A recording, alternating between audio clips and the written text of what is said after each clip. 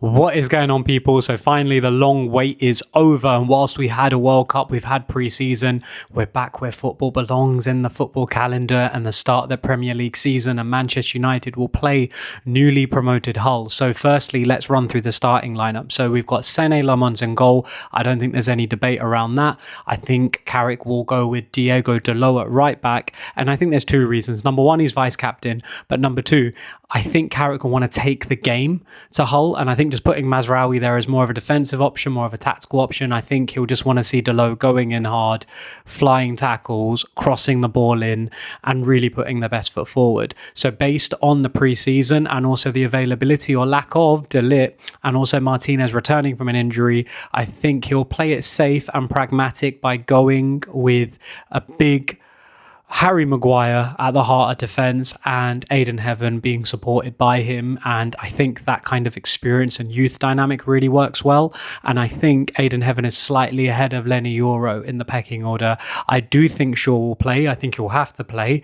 And because of that, I think Harry Amas will be kept at the club, but will probably just be on the bench in this occasion. Now, moving into this new look midfield three, I don't see Santos starting. I think, again, in the spirit of taking the game to Hull, I think they'll go with a more dynamic, pressing, more energetic midfield with not as much defensive mindedness there. So I think it will be Kobbie Mainoo building off his great season. He'll be fresh. He's not played so much. So you would hope that he would have kept sharp, having not been taken to the World Cup. Obviously Bruno Fernandes, and then I think we'll see Yuri Tielemans really show his experience on when teams come to play a mid-block, which Hull will probably do and look to hit on the counter. I think we'll see some unlocking there with the option of bringing on a Santos off the bench and then flanking Cunha. I think we'll see Cunha instead of Sesko. I don't think Sesko will be fit, or I don't think he'll be risked from the start at least. I think we'll see Mbueno, who's had a great pre-season. He's looked sharp. And obviously to complement him as well, I think we'll see Patrick Dorgu, because I think we'll want to leave Ahmad on the bench. I think this will be a game, right? And if you look at the subs that I've kind of put through here, out of the whole squad match day that will be taken, you've got Mazraoui, Euro, Amas, Santos, Xerxes and Rashford. So I think there's plenty of options to come off the bench there. I think starting Rashford creates too many unnecessary headlines and takes the pressure kind of away from the team as a whole and just puts it onto Rashford. Will he perform? He's back. He didn't think he would be. Thought he was too good for us, yada, yada, yada. So I think Patrick Dorgu makes sense to put there. And I think this team should get the job done. So now moving on to Hull, won't pretend that I'm an expert in Championship football, but definitely what I do think we will see is Butland obviously in goal, bags of experience. Matt Targett signed from Newcastle, bags of experience. Mendy signed from Spain. So a very, very promising, interesting addition. Probably one of those players that, you know, you think before they move for 50 million, could he be one of those players that kind of bloods and can go missing for 5-10 games, but show 20 really good games and get a big move, or show how integral he can be part of this squad.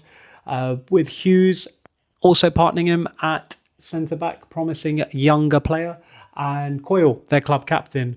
Now, I won't spend too much time speaking around Slater and Crooks because I don't know a great deal about them, don't watch an awful lot of Championship football, but what I will say is that this will be the first choice two for them based on previous starting lineups and looking at other pieces of content online. And also Strand will be on the left, Morita in that kind of cam role. But Belmawi I did see a lot of when I did turn on the Championship, and he's an exciting winger. He looks like he's got bags of finesse. He looks like he does want to carry the ball, and I think he'll be in a mid-block. He will be the outlet ball. I think he'll be the one who will hug that touchline, who will cut inside and really look to support Oliver McBurney. And McBurney, again, bags of pace, has been around the block a while now, experienced Championship player, but also will have a lot of Premier League people and defenders really thinking twice about kind of dropping off too much. You know, I think they want to take the game to him. But what I see here is lots of set pieces, a mid-block from Hull. I see them being very compact and trying to get Man United susceptible on the counter. And I think there's the thing what I saw in pre-season in the Leeds game, the 1-1, where obviously this is more of a double pivot, more of a kind of outlay to play it through to wingers and get the cam and the striker involved. But when you looked at the Leeds game, they set up with a 5-4-1, and I think that's really interesting because United couldn't really break it down and didn't really have a substantial answer. So I think Hull will think of this and think, you know what, the Man United of probably the last 10 years don't really have answers to low blocks or mid blocks for that matter. And Bruno and etc. will get frustrated. They'll try crazy things when it comes down to it to get the ball through to the strikers. And maybe they will have the key to unlock and win the game in moments. But I think the longer it stays 0-0, the better that is for Hull. And I think if you give them 0-0 right now, they'll take it. Give them a score draw, they'll take it. Whereas United, I think the fact that when Amarin first had his game against Ipswich and it was very, very flat score draw, I think United will really want to avoid that. And I think Carrick will say, set out, flying out the traps, first day of the season, put the marker down, go top of the league if you can, score 5 goals, right? And build on that throughout the course of the season. So my score prediction, if I had to go for it now, I'm going to be optimistic. I think United will score twice. I think they will concede, and I think they'll concede like kind of one of those sloppy goals, probably against AC Milan, where you just see how we were stretched and how, you know, questions were asked and United defences didn't have any answers for that. I think they'll look to exploit the space in behind with the likes of Shaw slowing down, with the likes of Delo who can find himself out of position, and a very inexperienced Aiden Heaven.